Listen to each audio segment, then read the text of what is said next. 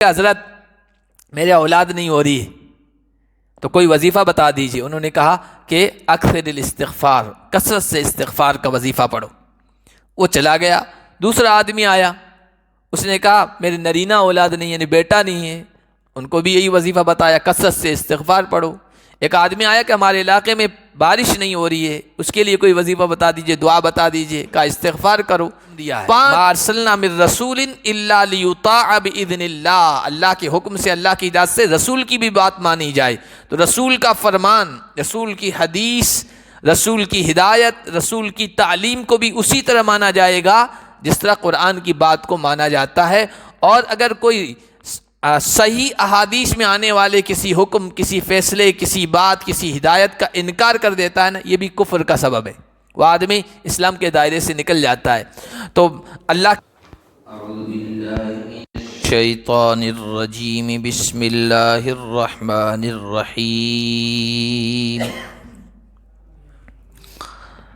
أَلَمْ تَرَ إِلَى الَّذِينَ يَزْعُمُونَ أَنَّهُمْ آمَنُوا بِمَا أُنزِلَ إِلَيْكَ وَمَا أُنزِلَ مِن قَبْلِكَ يُرِيدُونَ أَن يَتَحَاكَمُوا إِلَى الطَّاغُوتِ وَقَدْ أُمِرُوا أَن يَكْفُرُوا بِهِ وَيُرِيدُ الشَّيْطَانُ أَن يُضِلَّهُمْ ضَلَالًا بَعِيدًا۔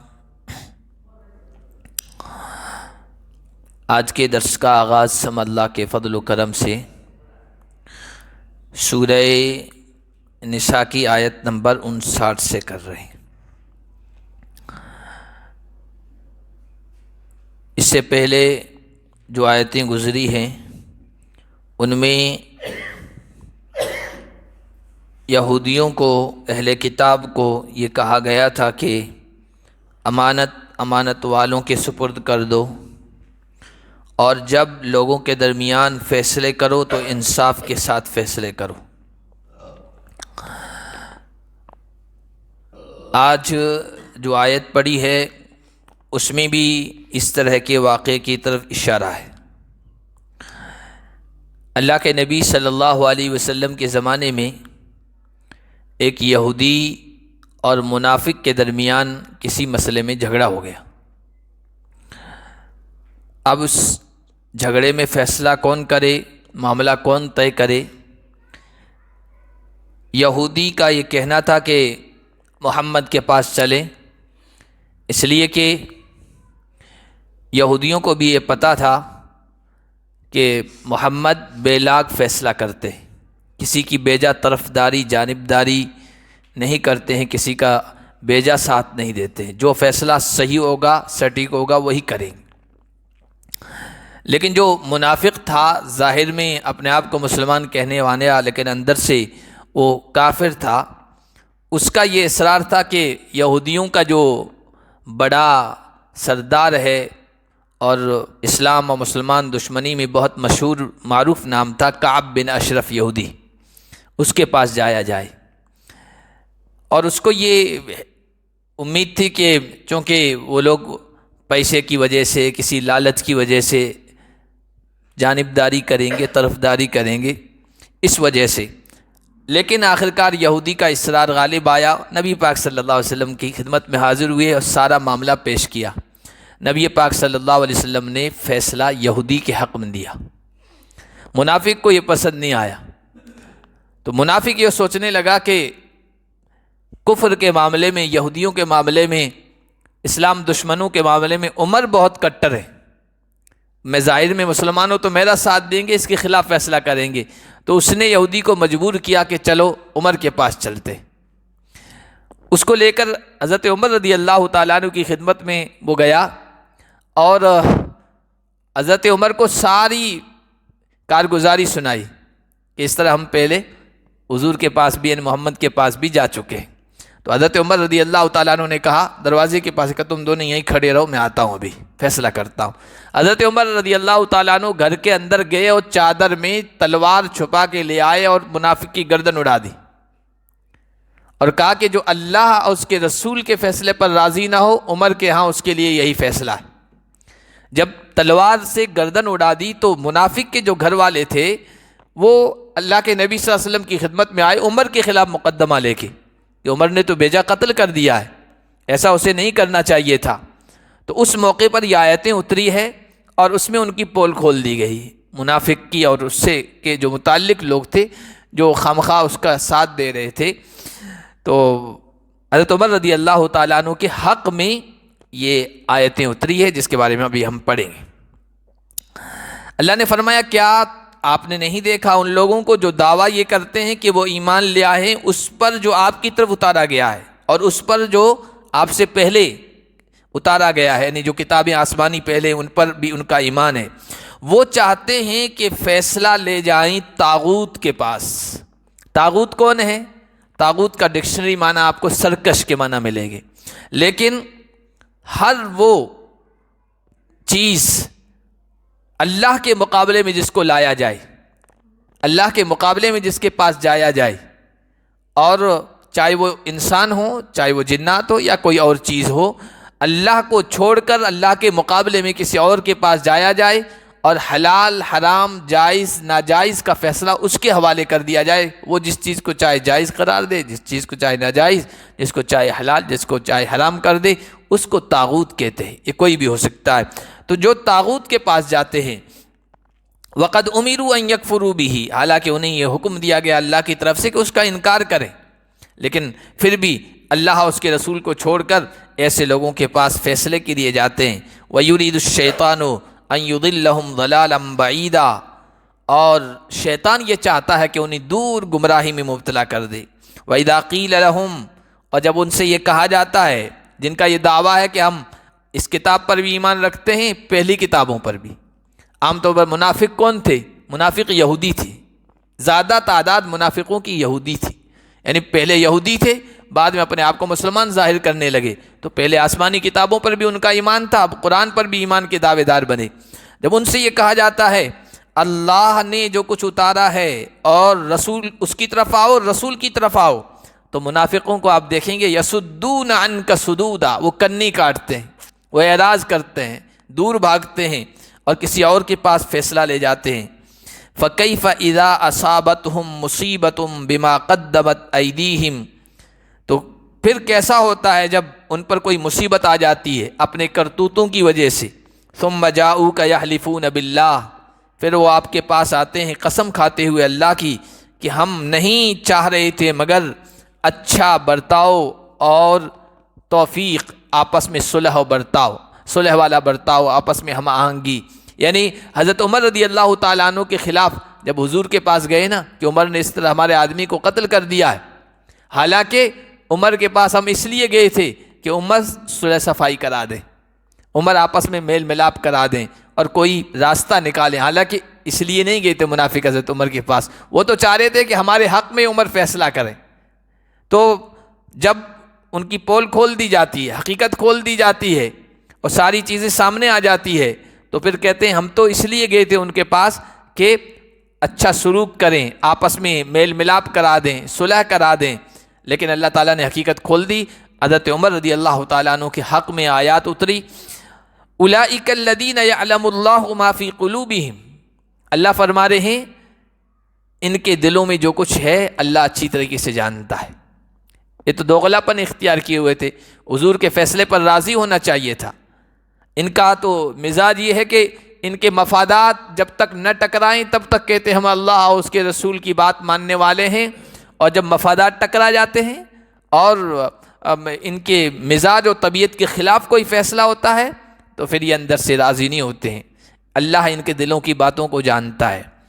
ان سب کے باوجود اللہ فرما رہے فَأَعْرِضْ عَنْهُمْ، ان سے آپ اعراض کیجیے، ان کو جانے دیجیے، وَعِظْهُمْ، ان کو نصیحت کیجیے، اور ان کے بارے میں آپ ایسی بات کہیے جو ان کے دلوں میں اتر جائے، قولاً بلیغا، صاف صاف بات کہہ دیجیے ان کو۔ علماء نے لکھا، دیکھیے منافقوں کے بارے میں اللہ کے نبی صلی اللہ علیہ وسلم سے کہا جا رہا ہے اللہ ان کے سب حقیقتوں کو جانتا ہے، ان کے بارے میں سب کچھ اللہ کو پتہ ہے۔ سب کچھ پتہ ہونے کے باوجود کہہ رہے ہیں اس کو درگزر کیجیے، معاف کیجیے، برداشت کیجیے۔ اس سے ایک اشارہ ملا کہ دین کی طرف دعوت دینے والوں کو، اللہ اس کے رسول کے پیغام دوسروں تک پہنچانے والوں کو، جس کو تبلیغ کہتے ہیں، دعوت کہتے ہیں، اور ہر مسلمان کو ہونا چاہیے۔ ہر مسلمان داعی ہے، مبلغ ہے، وہ اللہ اس کے رسول کے پیغامات کو آگے تک پہنچانے والا ہے۔ اس کو بڑا دل رکھنا چاہیے، فراخ دل ہونا چاہیے، کشادہ دل ہونا چاہیے، برداشت کا مادہ اس کے اندر ہونا چاہیے کہ سب کچھ جاننے کے باوجود کہ سامنے والا غلط کر رہا ہے پھر بھی معاف کرتے جائیں، سمجھاتے جائیں، نصیحت کرتے جائیں، اور اچھے انداز سے ان کو اللہ اس کے رسول قرآن کی طرف بلاتے جائیں۔ وما ارسلنا من رسول الا لیطاع باذن اللہ۔ آگے اللہ فرما رہے ہم نے جو بھی رسول بھیجا ہے وہ اس لیے بھیجا ہے کہ اللہ کے حکم سے، اللہ کی اجازت سے اس کی بات مانی جائے۔ رسول صرف یہ کام نہیں کرتا ہے کہ اللہ کی طرف سے پیغام دوسروں تک پہنچا دے، یہ کام تو ڈاکیے کا بھی ہوتا ہے۔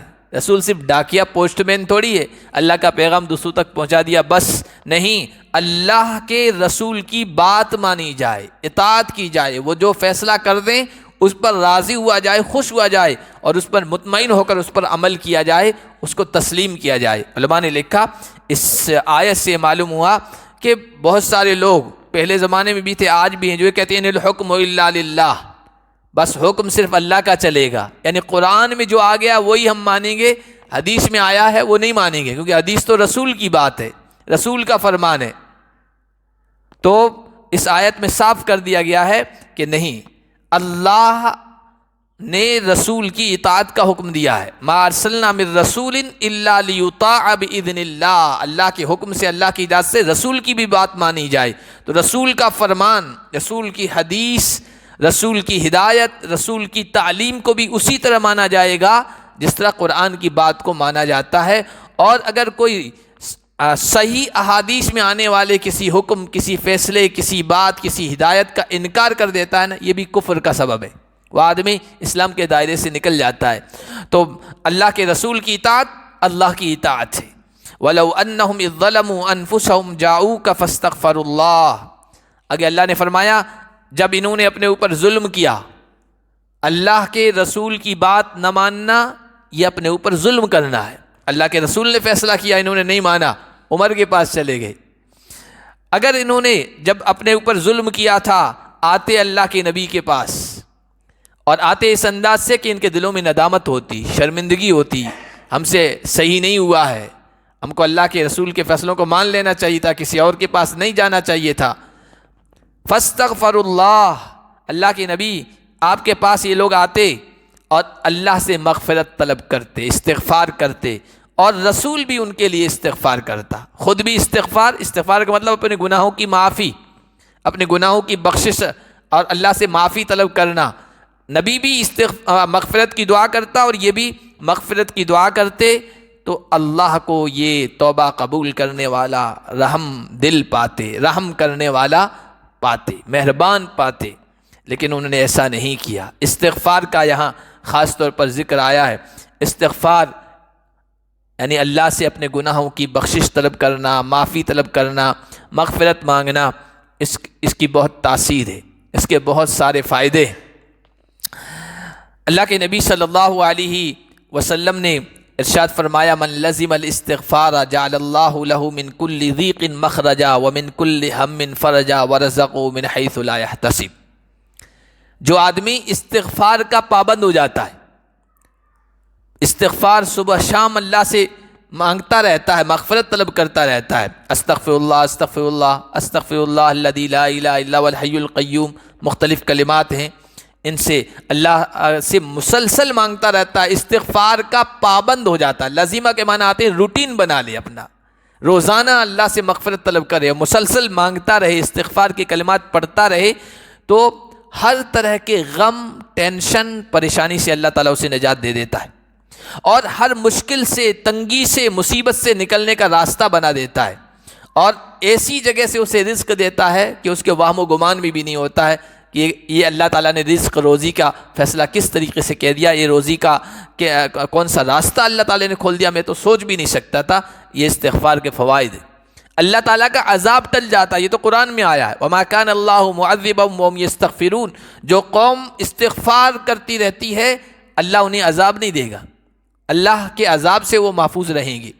اور کوئی بھی چیز ہے، آپ کو اولاد نہیں مل رہی ہے، استغفار کی کثرت کیجیے، قحط سالی ہے، استغفار کی کثرت کیجیے، نرینہ اولاد نہیں ہے، بیٹا نہیں ہے، استغفار کی کثرت کیجیے، اللہ تبارک و تعالی یہ ساری چیزیں استغفار کی بدولت دے گا۔ سورہ نوح میں آیا استغفروا ربکم ثم توبوا الیہ، اللہ سے اپنے گناہوں کی مغفرت طلب کرو، استغفار کرو، اللہ کی طرف رجوع کرو، توبہ کرو۔ یرسل السماء علیکم مدرارا، اللہ موسلا دھار بارش برسائے گا، ویمددکم باموال وبنین، اللہ تعالیٰ مال بھی دے گا، بنین اولاد بھی دے گا، ویجعل لکم جنات، اللہ باغات کو ہرا بھرا کر دے گا، نتیجہ خیز بنا دے گا، وانہارا، اللہ نہروں کو جاری کر دے گا۔ یہ قرآن میں استغفار کے فوائد بتائے۔ اور حضرت حسن بصری رحمۃ اللہ علیہ کے پاس ایک آدمی آیا، اسی طرح ان کا درس کا حلقہ تھا، مجلس تھی، لوگ بیٹھے ہوئے تھے، ایک آدمی آیا آ کر کہنے لگا حضرت میرے اولاد نہیں ہو رہی ہے تو کوئی وظیفہ بتا دیجیے۔ انہوں نے کہا کہ اکثر الاستغفار، کثرت سے استغفار کا وظیفہ پڑھو۔ وہ چلا گیا۔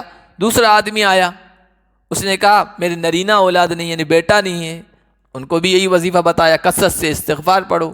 ایک آدمی آیا کہ ہمارے علاقے میں بارش نہیں ہو رہی ہے، اس کے لیے کوئی وظیفہ بتا دیجئے، دعا بتا دیجئے، کہا استغفار کرو۔ 5 لوگ آئے، الگ الگ مشکل پریشانی رکھی اور ان سب کو ایک ہی نسخہ بتا دیا۔ تو مجلس میں کسی آدمی نے کہا حضرت سب بیماری الگ الگ بتا رہے ہیں، نسخہ سب کو ایک ہی آپ نے بتا دیا۔ کہا کہ تم نے سورہ نوح نہیں پڑھی؟ اللہ تعالیٰ سورہ نوح میں فرما رہا ہے استغفروا ربکم ثم توبوا الیہ یرسل السماء علیکم مدرارا ویمددکم باموال وبنین ویجعل لکم جنات ویجعل لکم انہارا، جو میں نے ابھی بتایا، سب چیزیں استغفار کی بدولت اللہ تعالیٰ دے گا۔ تو یہ ہمیں معمول بنانا چاہیے، خاص طور پر صبح شام کا وقت، اور اگر سحری کے وقت، تہجد کا جو وقت ہوتا ہے اس وقت اٹھنا نصیب ہو جائے، اس پر استغفار کی تسبیح پڑھ لیں تو اور بھی زیادہ سونے پہ سہاگا، کیونکہ اللہ تعالیٰ قرآن میں فرما رہا ہے وَبِالْأَسْحَارِ هُمْ يَسْتَغْفِرُونَ، اللہ کے نیک بندے جو جنت میں جائیں گے ان کی 3 خوبیاں 26ویں پارے کے اخیر میں اللہ نے بیان فرمائی ہے۔ اس میں ایک تو یہ بیان فرمائی کہ رات کو بہت کم سوتے، یعنی آخری پہر اٹھ جاتے ہیں، اللہ کے سامنے کھڑے ہوتے ہیں، اپنے مال میں سے مانگنے والوں کو بھی دیتے ہیں، اور جو مانگتے نہیں لیکن ہیں مستحق ان کو بھی ڈھونڈ ڈھونڈ کر تلاش کر کے دیتے ہیں۔ اور تیسرا فرمایا وَبِالْأَسْحَارِ هُمْ يَسْتَغْفِرُونَ، تہجد میں کھڑے ہوتے ہیں لیکن سحری کا وقت آتا ہے، اس وقت خصوصی طور پر وہ اللہ سے استغفار کرتے ہیں، مغفرت طلب کرتے ہیں۔ ایک عجیب واقعہ امام احمد بن حنبل رحمۃ اللہ علیہ کا، بہت مشہور واقعہ ہے۔ امام احمد بن حنبل ان 4 اماموں سے ہیں جن کو اللہ تعالیٰ نے قبولیت عطا فرمائی۔ دنیا میں اکثر لوگ 4 لوگوں کی پیروی کر رہے ہیں، امام ابو حنیفہ ہیں، امام شافعی ہیں، امام احمد بن حنبل ہیں، امام مالک ہیں، اور ان کی پیروی کرنے کا یہ مقصد نہیں ان کی بات ماننا ہے رسول اللہ اور اللہ کے مقابلے میں نہیں، بلکہ انہوں نے بہت سارے ایسے مسائل جہاں عوام کو پتہ نہیں چلتا کہ ہم کس چیز کی پیروی کریں، یہ حدیث میں یہ آیا ہے، فلاں حدیث میں آیا ہے، حدیث میں ٹکراؤ ہو رہا ہے، جس کو اجتہادی مسائل کہتے ہیں۔ تو ان ائمہ نے قرآن و حدیث میں غور و فکر کر کے ایک حل بتایا ہے۔ تو اللہ تعالیٰ نے انہوں نے جو حل بتایا، جو احادیث کا مطلب بتایا، ان کو قبولیت عطا فرمائی، تو وہ پوری دنیا میں رائج ہو گیا۔ تو امام احمد بن حنبل رحمۃ اللہ علیہ کا بہت مشہور واقعہ استغفار کے سلسلے میں۔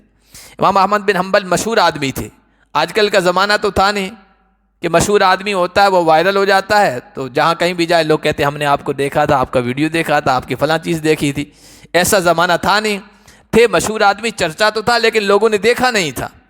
رات میں سفر کر رہے ہیں، رات ہو گئی، ایک جگہ آرام کرنا ہے رات میں، تو مسجد میں پہنچے۔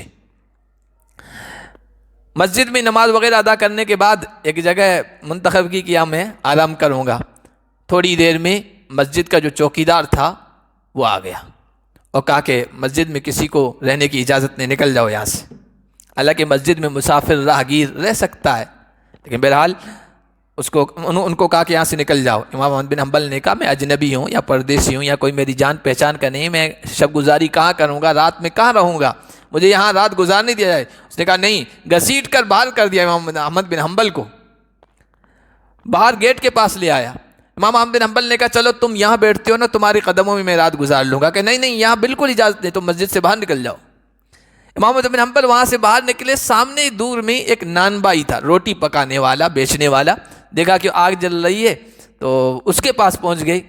اس نے حال احوال پوچھا تو امام احمد بن حنبل نے کہا کہ میں پردیسی آدمی ہوں, مسجد میں رات گزارنا چاہتا تھا لیکن وہ گیٹ مین نے باہر نکال دیا, یا میں کوئی پرسان حال نہیں, کوئی جان پہچان والا ہے نہیں.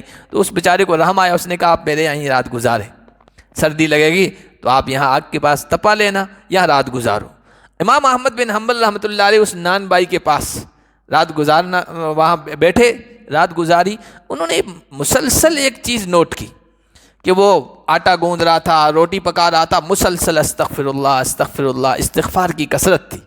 امام احمد بن حنبل نے کہا بھائی کتنے زمانے سے, کتنے عرصے سے تمہارا یہ معمول ہے؟ اس نے کہا کافی عرصہ ہو گیا ہے. کیا اس کا کچھ فائدہ بھی ہے, کوئی نتیجہ بھی دیکھا, کوئی اثر بھی دیکھا استغفار کا؟ کہا کہ ہاں, ما دعوت اللہ من دعوت الا استجاب اللہ لہا, میں نے جب بھی استغفار کی کثرت کا یہ اثر دیکھا, جب بھی اللہ سے کوئی دعا مانگی اللہ نے دعا قبول فرمائی. کوئی دعا قبول نہیں ہوئی ایسا نہیں ہوا میرے ساتھ. ہاں ایک دعا, میری ایک تمنا وہ ابھی تک پوری نہیں ہوئی ہے, اور انشاءاللہ اللہ کی ذات سے امید ہے کہ استغفار کی وجہ سے وہ بھی پوری ہو جائے گی. امام احمد بن حنبل نے پوچھا وہ کون سی تمنا اور خواہش ہے جو تمہاری ابھی تک پوری نہیں ہوئی, دعا قبول نہیں ہوئی؟ انہوں نے کہا کہ وہ بڑے امام ہیں نا امام احمد بن حنبل, ان کی زیارت کرنا چاہتا ہوں, ان کا دیدار کرنا چاہتا ہوں, یہ تمنا باقی رہ گئی اور مجھے یقین ہے اللہ وہ بھی پورا کر دے گا. تو کہا کہ ایک جملہ کہا امام احمد حنبل نے, لقد جرنی استغفارک الیک جرا, لقد جرنی اللہ الیک باستغفارک جرا. کہا کہ اے نان بھائی تمہارے استغفار کی وجہ سے اللہ مجھے کھینچ کر تمہارے پاس لے آیا, میں ہی احمد بن حنبل ہوں. بہت خوش ہوا ہو. تو یہ واقعی حقیقت ہے, یہ استغفار کی وجہ سے اللہ آرزوئیں پوری کرتا ہے, خواہشات کو پورا کرتا ہے, آپ کی جو تمنا ہے جائز ان کو پورا کرتا ہے. فلا وربک لا یؤمنون حتی یحکموک فیما شجر بینہم ثم لا یجدوا فی انفسہم حرجا مما قضیت ویسلموا تسلیما. تیرے رب کی قسم یہ ایمان والے نہیں ہو سکتے یہاں تک کہ جو ان کے آپس کے جھگڑے ہیں ان میں آپ کو فیصل بنائے, آپ کے پاس فیصلہ لے کے آئے, اور پھر آپ نے جو فیصلہ کر دیا ہے اپنے دل میں ذرا بھی تنگی محسوس نہ کریں. وَيُسَلِّمُوا تَسْلِيمًا, اور سر تسلیم خم کر دیں, اس حکم کے سامنے آگے جھک جائیں جو اللہ اس کے رسول نے فیصلہ کر دیا, چاہے ہمارے مزاج کے خلاف ہے, ہمارے خلاف ہے, ہماری طبیعت کے خلاف ہے, ہمارے مفادات سے ٹکراتا ہے, اس کے خلاف ہے, لیکن اللہ کا فیصلہ ہے, رسول کا فیصلہ ہے, بس ہمیں تسلیم ہے. تو یہ جذبہ ہونا چاہیے, یہ منافقوں کے اندر یہ بات نہیں تھی. اللہ نے فرمایا یہ تو عام فیصلے ہیں جس پر یہ راضی نہیں ہیں. وَلَوْ أَنَّا كَتَبْنَا عَلَيْهِمْ أَنِ اقْتُلُوا أَنفُسَكُمْ أَوِ اخْرُجُوا مِنْ دِيَارِكُمْ مَا فَعَلُوا إِلَّا قَلِيلٌ مِّنْهُمْ, اگر ہم ان پر یہ فرض کر دیتے, لکھ دیتے کہ اپنے آپ کو قتل کر دو, یعنی جہاد میں جاؤ, وہاں شہید بھی ہونا ہوتا ہے, وہاں تو قتل بھی ہونا ہوتا ہے, یا اپنے علاقے سے نکل جاؤ یعنی ہجرت کرو. جہاد میں جانا بہت مشکل ہے, دشمن کبھی بھی مار دے گا, اور اپنے وطن کو چھوڑ دینا, ہجرت کوئی آسان کام نہیں ہے. یہ منافق لوگ دیکھ چکے تھے مکہ والے کس طرح لٹے پٹے آئے تھے بے سہارا ہو کر. اگر ان کو اس کا حکم دیا جاتا تو ان میں سے بہت کم لوگ ہی یہ کر پاتے. عام جب معاملات میں یہ حضور کے فیصلوں پر راضی نہیں ہے تو ہجرت تو ان سے بہت مشکل ہوتی, بہت مشکل شاق گزرتی ان پر, اور جہاد تو اور بھی مشکل ہوتا. تھوڑے لوگ اس پر عمل کرتے, اور یہ مخلص صحابہ تھے جن کے بارے میں کہا جا رہا ہے جنہوں نے یہ سب کچھ کیا, وہ کر گزرتے اگر ان کو یہ حکم دیا جاتا, ورنہ اکثر ان لوگوں کی اکثریت فیل ہو جاتی اللہ کے رسول کے, اللہ اس کے رسول کے فیصلے کو نہیں مانتی. وَلَوْ أَنَّهُمْ فَعَلُوا مَا يُوعَدُونَ بِهِ, اور اگر یہ لوگ کر لیتے اس بات کو جس کی ان کو نصیحت کی جاتی ہے, جو اللہ اس کے رسول کہہ رہے ہیں اس پر عمل کر لیتے, یہ ان کے لیے بہتر ہوتا اور یہ زیادہ مضبوطی کا باعث ہوتا. اللہ اس کے رسول کی باتوں پر عمل کرنا یہ نیک کام کرنا ہے, اور ایک نیکی دوسری نیکی کو کھینچتی ہے. جس طرح گناہ گناہ کو کھینچتا ہے, جیسے عام لوگ کہتے ہیں پیسہ پیسے کو کھینچتا ہے, مال سے مال پیدا ہوتا ہے, اسی طرح نیکی نیکی کو کھینچتی ہے. آپ ایک نیکی کر لیجئے اللہ دوسری نیکی کی توفیق دے گا, ایک اچھا کام کر لیجئے اللہ دوسرے اچھے کام کی توفیق دے گا, اور گناہ کر لیجئے آہستہ آہستہ آپ مزید اور گناہوں میں مبتلا ہوتے چلے جائیں گے. گناہ گناہ کو کھینچتا ہے, نیکی نیکی کو کھینچتی ہے. اگر یہ اللہ کے رسول کے فیصلوں پر راضی رہتے تو اور زیادہ مضبوطی سے عمل کرتے, جم جاتے. وَإِذَا لَّآتَيْنَاهُم مِّن لَّدُنَّا أَجْرًا عَظِيمًا, اور پھر اللہ تبارک و تعالیٰ کہ ہم ان کو اپنی طرف سے بہت بڑا اجر دیتے، وَلَهَدِينَاهُمْ صِرَاطًا مُسْتَقِيمًا، اور ان کو صحیح راستہ بتاتے، صحیح راستے پر جمع دیتے۔ وَمَن يُطِعِ اللَّهَ وَالرَّسُولَ فَأُولَٰئِكَ مَعَ الَّذِينَ أَنْعَمَ اللَّهُ عَلَيْهِم مِّنَ النَّبِيِّينَ، اللہ اور اس کے رسول کی اطاعت کا جذبہ ہونا چاہیے۔ جو اللہ اور اس کے رسول کی اطاعت کرے گا، ان کے ماننے کا جذبہ اس کے دل میں ہوگا، اللہ ان پر یہ انعام کرے گا کہ کل قیامت کے دن اللہ کے جو خاص بندے ہیں، جن پر اللہ کی خاص انعامات ہیں، جن سورۃ فاتحہ ہم مانگتے ہیں انعمت علیہم، ہمیں ان کے ساتھ کرنا، ان کا راستہ بتانا جس پر تو نے انعام کیا ہے، اللہ قیامت کے دن ان کا ساتھ، ان کی صحبت، ان کی رفاقت نصیب کرے گا۔ یہ جو اللہ اس کے رسول کی اطاعت کرے گا تو ان لوگوں کے ساتھ ہوں گے جن پر اللہ نے انعام کیا ہے، نبیوں کے ساتھ، صدیقین کے ساتھ۔ صدیق سچا انسان جو دلیل مانگے بغیر قرآن و حدیث کی اور رسول کی بات کو، اسلام کی بات کو مان لے اور قرآن و حدیث کی ہر بات کی گواہی دے، سچائی اس کو سچا قرار دے، اس کو صدیق کہتے ہیں۔ نبیوں کے بعد سب سے اونچا رتبہ ہے صدیق کا۔ والشہداء، اور شہید، والصالحین، اور صالح نیک لوگ۔ نیک لوگ کون؟ اللہ اس کے رسول کی کہی ہوئی باتوں پر عمل کرنے والے، اطاعت پر جمنے والے، منہیات یعنی جن چیزوں سے روکا گیا اس سے بچنے والے، ان لوگوں کے ساتھ ان کا حشر ہوگا کل قیامت کے دن۔ وَحَسُنَ أُولَٰئِكَ رَفِيقًا، یہ کتنی بہترین رفاقت ہے، کتنی بہترین دوستی ہے، کتنا بہترین ساتھ ہے۔ اللہ کے نبی کا ساتھ قیامت کے دن مل جانا، اس سے بڑھ کر سعادت اور نیک بختی اور خوش بختی کیا ہوگی؟ اللہ کے نبی صلی اللہ علیہ وسلم کا ساتھ اہل ایمان کو ملے گا۔ ایک صحابی آئے، اللہ کے حضرت عائشہ فرماتی ہیں کہ ایک صحابہ آئے اللہ کے نبی کے دربار میں، کہنے لگے یا رسول اللہ آپ سے مجھے بہت محبت ہے، اور جب میں گھر جاتا ہوں اپنے اہل و عیال میں، بیوی بچوں میں رہتا ہوں، اور پھر آپ کے بارے میں سوچتا ہوں، آپ سامنے نہیں ہوتے، بے چین ہو جاتا ہوں، صبر نہیں ہوتا یہاں تک کہ آپ کے پاس آتا ہوں، آپ کا دیدار کرتا ہوں، لیکن یہ چیز مجھے ٹینشن دیتی ہے، فکر مند کر دیتی ہے۔ آج تو آپ ہیں، آپ کا آ کر دیدار کر دیتا ہوں، کل قیامت کے دن جنت میں آپ تو اعلیٰ رتبے پر ہوں گے، ہم تو کمتر لوگ ہیں، نیچے ہوں گے، تو آپ کا دیدار نہیں ہوگا تو پھر کیسے ہوگا؟ اللہ کے نبی صلی اللہ علیہ وسلم نے یہ کہا، اللہ کے نبی صلی اللہ علیہ وسلم سے ان صحابی نے یہ کہا، اللہ کے نبی تھوڑی دیر خاموش رہے، اس کے بعد جبرائیل امین یہ آیتیں لے کر آئے، جو اللہ اس کے رسول سے محبت کرتا ہے اور ان کی بات ماننے کا، اطاعت کا جذبہ ہے، تو ان کے ساتھ رہنا نصیب ہوگا جن پر اللہ نے انعام کیا، نبیوں، صدیقین، شہداء اور صالحین کے ساتھ۔ ایک اور صحابی ہیں حضرت ربیعہ بن کعب اسلمی رضی اللہ تعالیٰ عنہ، حضور جب تہجد میں اٹھا کرتے تھے تو یہ بھی اٹھا کرتے تھے، آپ کے ساتھ رہا کرتے تھے۔ کسی ایک موقع پر اللہ کے نبی صلی اللہ علیہ وسلم تہجد میں اٹھے، حضرت ربیعہ نے حضور کی جو ضروریات ہوتی ہے اس موقع پر، وضو اور استنجا کے لیے پانی، مسواک وغیرہ، اس کا انتظام کر دیا، ضروریات لا کر رکھ دی۔ اللہ کے نبی صلی اللہ علیہ وسلم خوش ہو گئے، خوش ہوئے۔ اللہ کے نبی نے کہا ربیعہ مانگو، کیا مانگتے ہو؟ حضرت ربیعہ بن کعب اسلمی نے کہا یا رسول اللہ کل جنت میں آپ کی رفاقت، آپ کا ساتھ مانگتا ہوں۔ حضور نے کہا اور کچھ؟ کہا کہ یا رسول اللہ نہیں اور کچھ نہیں، بس آپ کی رفاقت، آپ کا ساتھ، جنت میں آپ کے ساتھ رہوں یہ مانگتا ہوں۔ تو اللہ کے نبی صلی اللہ علیہ وسلم نے کہا فَأَعِنِّي عَلَىٰ كَثْرَةِ السُّجُودِ، اگر جنت میں میری رفاقت چاہتے ہو تو یہ پورا ہو جائے گا تمہارا مقصد، لیکن ایک کام کرنا، کثرت سے سجدہ کر کے اس کام میں، اس تمنا کے پورا ہونے میں میری مدد کرو، میرا تعاون کرو۔ کثرت سے سجدے سے مراد ہے نوافل کثرت سے پڑھو، تو انشاءاللہ میری رفاقت نصیب ہو جائے گی۔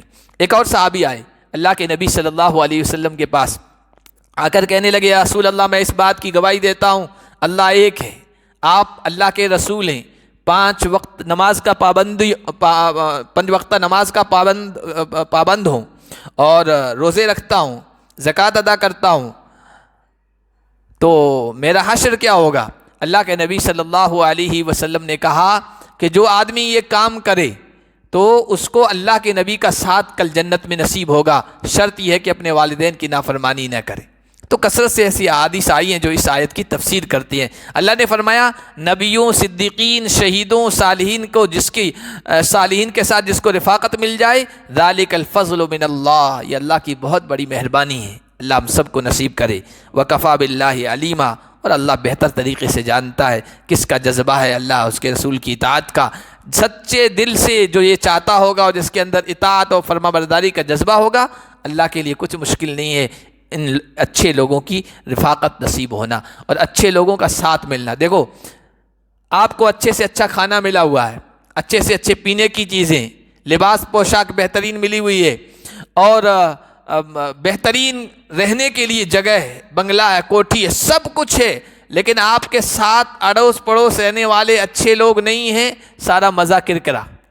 جنت میں سب کچھ اچھی چیزیں ہیں لیکن ساتھ رہنے والے اچھے نہیں ہیں تو مجلس کا، دعوت کا لطف نہیں ہوتا ہے، بے مزہ ہو جاتی ہے. تو وہاں اچھے لوگوں کا ساتھ نصیب ہونا یہ بہت بڑی اللہ کی دولت ہے. اللہ ہم سب کو نصیب کرے.